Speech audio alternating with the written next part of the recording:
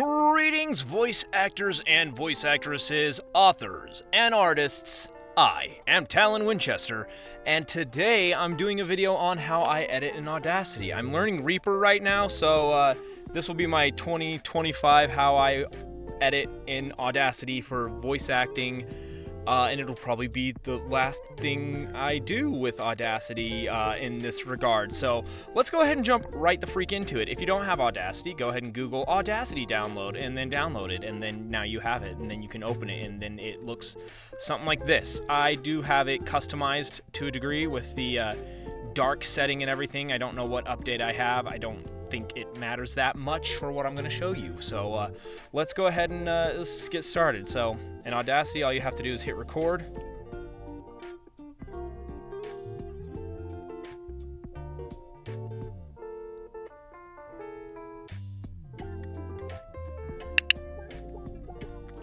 And voila, you have your audio started. I leave 10 seconds so that you have this open space in the beginning, which will be important for my editing process. So let's phone, shut up. Hang on, guys. There we go. I'm a professional voice acting YouTuber. Anyway, so yeah, this is gonna be the first video on my new voice acting channel. So interesting choice, but here we go. Okay, all right, let's see. Here's something I wrote. So let's just go ahead and record it. Tick tock, tick tock. The grandfather clock against the The grandfather clock against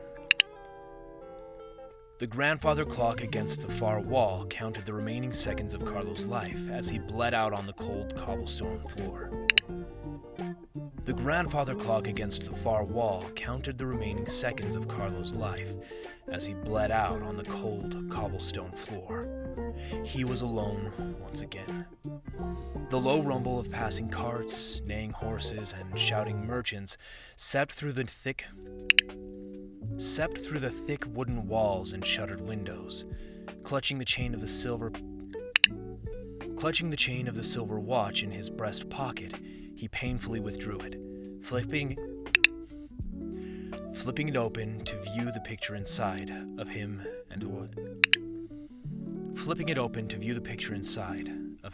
and his wife.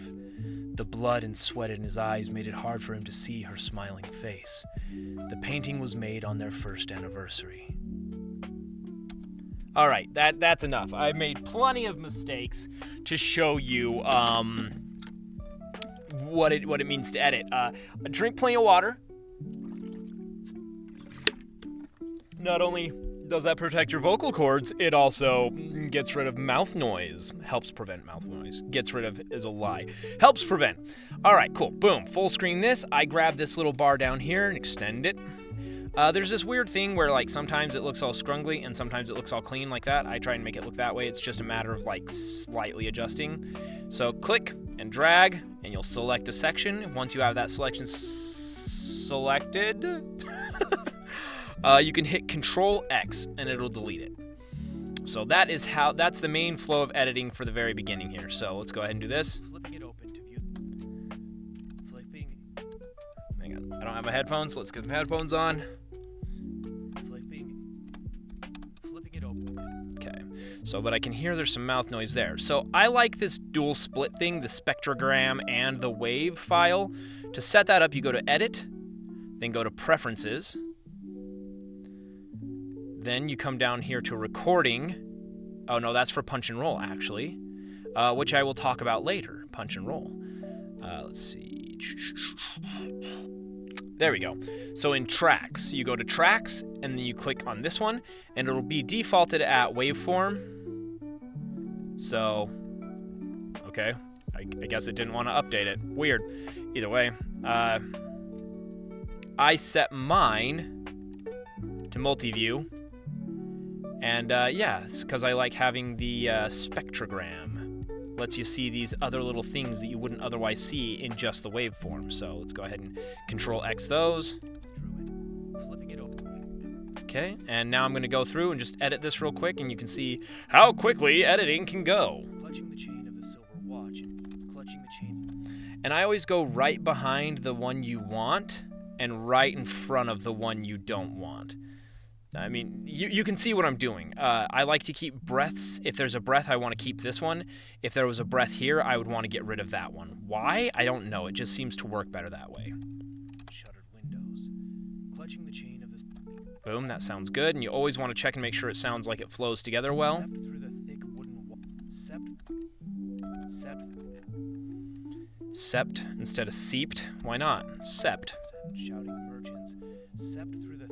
Yeah, it should have been like seeped, but whatever. The grandfather clock. Cobblestone floor. Counted the remaining seconds of Carlos' life. The grandfather. Okay, so delete all that. No, what did I do? So yeah, to select, like you can see the arrow. Once you're on one side, the arrow points that way. Once you're on the other side, the arrow points the other way. That's showing you what side of the selected area you're interacting with. So if you hold down Control, it'll pop. That will be, I'm bad at explaining things, I'm so sorry. So you can either grab and do that, but once it's there, you can hit Control and then it'll give you control over that. So you can grab one side and adjust it, or the other side and adjust it. That, for me and my workflow in here, is very important. So then Control X to delete that. The grandfather clock. Looks like there's more mistakes. Yep, so delete that. Now have a listen. That gap's a little bit wide for my liking, so I'll just delete a little bit more. There's some noise right here in the front, so I'll go ahead and get rid of that. So, the clicker. The clicker marks where mistakes have happened. If you didn't notice the way I was just running through it, but I also do a clicker right in the beginning to break the two separate parts like this. You don't have to use the clicker. It just makes things a lot quicker for spotting mistakes very quickly. So, now that we have that down, and I've done poorly at describing it in sequence. So you can hear that noise. There's that. We want to get rid of that as much as possible. So you come up here to Effect, then go to Noise Removal and Repair. Go to Noise Reduction, and now you've got this. I have mine set here. You can imitate that, or you might want to adjust it. This is what works well for me. If you overdo it, you can really mess up your audio. But then again, I do it multiple times, so maybe I need to make some adjustments. Maybe I need to revisit this. But either way, I have that section selected where there's nothing. Okay, I'll actually show you this. So there's this teeny little thing here. That's going to throw things off.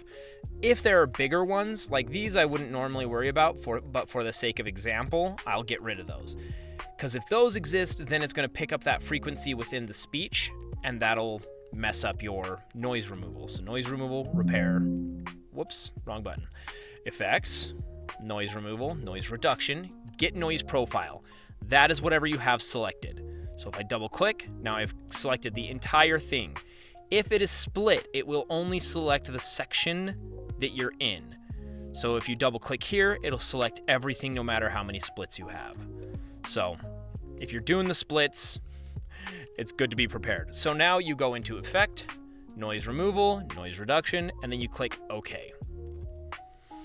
Or the quicker way, and I always do this twice right out the gate, you can still kind of hear it. So I'm going to try and get rid of more. So noise removal, noise reduction, get noise profile, double click, and then Control R will Control repeat the last thing you did. And since you're messing with noise reduction, it's going to activate the noise reduction. So then Control X. I'm going to leave this right here for now so that we can hear it. Sounds better. Tick tock, tick tock. Now, if you want to keep things simple, you can now go to Volume and Compression under Effect, then go down to Normalize. Right, I have to select it. Effect, Volume and Compression, Normalize. Choose where you want it to normalize to. -4 dB seems to be pretty common. Some people go to 0, some people prefer 2 or 3, you know. Just whatever you need or whatever you've been requested. Then you click Apply. Boom. Now listen to this noise. It is very loud. You may not be able to hear it that well. I can hear it very well, and it annoys me to no end. So loudness, no. Effect, noise reduction, repair, noise reduction, get noise profile, double click, Control R, boom. And that's better. So, but when you go over here, tick tock, tick tock. The grandfather clock against the far wall counted the remaining seconds of Carlo's life as he bled out. So that sounds good. But if you want to get more complicated, you can come into Tools and then go to Apply Macro and then choose Voice Acting. And it will automatically apply some effects. So now let's listen to it. Tick tock, tick tock. The grandfather clock against the far wall. Sounds a little bit more full. Now, what happened there is if you go into Macro Manager, you can see your list of macros, and you can choose the different ones: fade ends, MP3 conversion, voice acting. I created this. So let's go ahead and extend it so you can see the full scale of what's happening here. Blamski. So, the order in which they show on this list is the order in which they will be applied. So first it compresses, then it normalizes, then it does bass and treble, then it does the noise gate. Noise gate's a little tricky, but all of these are very slight adjustments to try and just make my audio sound better to me. You can use these or not. You can toy with them to make sure the settings work for your voice and your microphone in your room. But these are my settings, so if you want to copy mine as a base, you can do that. Or you can always create new ones, remove them, edit them. Like the other time I made this video, I adjusted my peak because it was -6, and I've adjusted it to -4. So then we close that. And I'm going to do another. That sounds terrible to me, so I'm going to do one more noise reduction. This very well can ruin your audio, so once you've done all this tomfoolery, you want to listen to it. Otherwise, it could be damaged and you'd have no idea. Tick tock, tick tock. The grandfather clock against the far wall counted the remaining seconds of Carlo's life as he bled out on the cold cobblestone floor. He was alone once again. The low rumble of passing carts, neighing horses, and shouting merchants seeped through the thick wooden walls and shuttered windows. Clutching the chain of the silver watch in his breast pocket, he painfully withdrew it, flipping it open to view the picture inside of him and his wife. The blood and sweat in his eyes made it hard for him to see her smiling face. The painting was made on their first anniversary. So, yeah, I mean, you can go in if you really want to and say you want the breaths, but you don't want them that loud. So you select what you want to mess with, then you go into Effect, Volume and Compression, Amplify, and then you would reduce that. So I'm going to take it to a negative, let's do a negative 6-ish, and then Apply. And now that breath is going to be much quieter. And his wife. Still not as quiet as I'd like, so I can select it again and hit Control R, and boom, it gets a little bit softer. Him and his wife. The blood and... So, hear how loud that one is, then you can select it, then hit Control R. Let's do it twice so it matches this one. Face.